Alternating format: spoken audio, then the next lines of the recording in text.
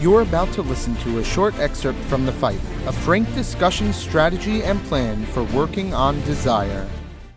Every once in a while you may say to yourself, how could I possibly face Hashem when I've created such a deep pit?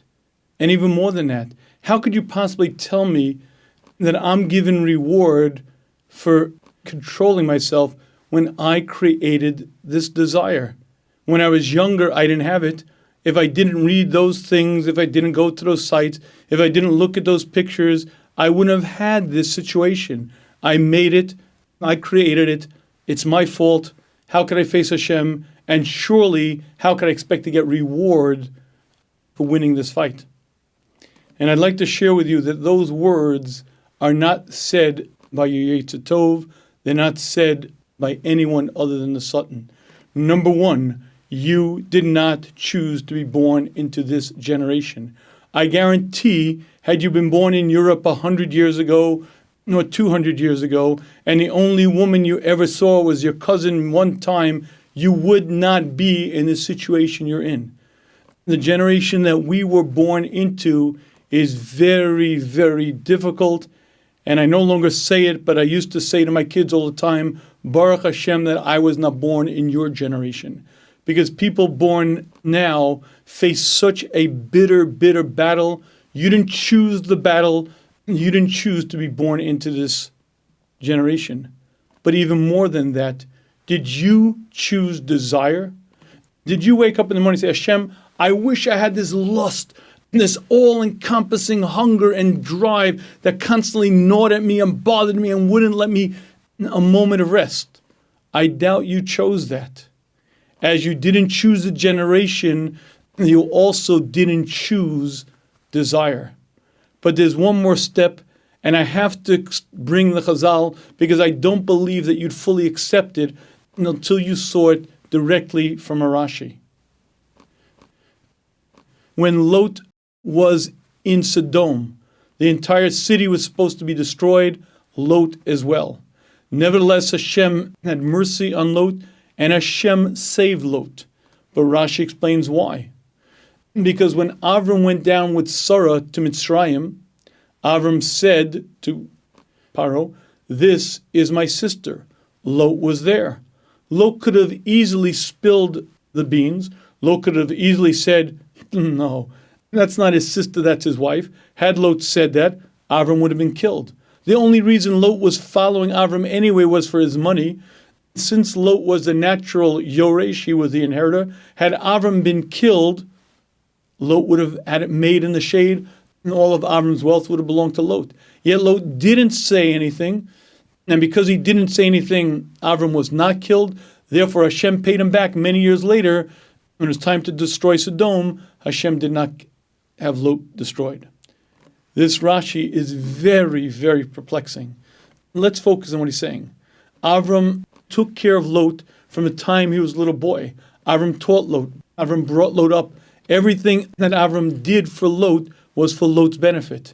And Lot was in the proximity of this great tzaddik, and they go down to Mitzrayim.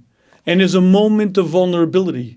Could you imagine what a lowlife Lot would have been at that moment to his uncle, who was also his brother-in-law, had he spilled the beans to Paro and Paro killed his brother-in-law? Could you imagine what a low-life creep that would be? And for what? For money?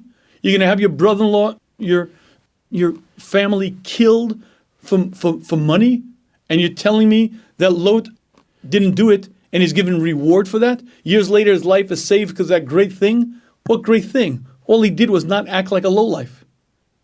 And I believe the answer is that to Lot, it was a major nisayon.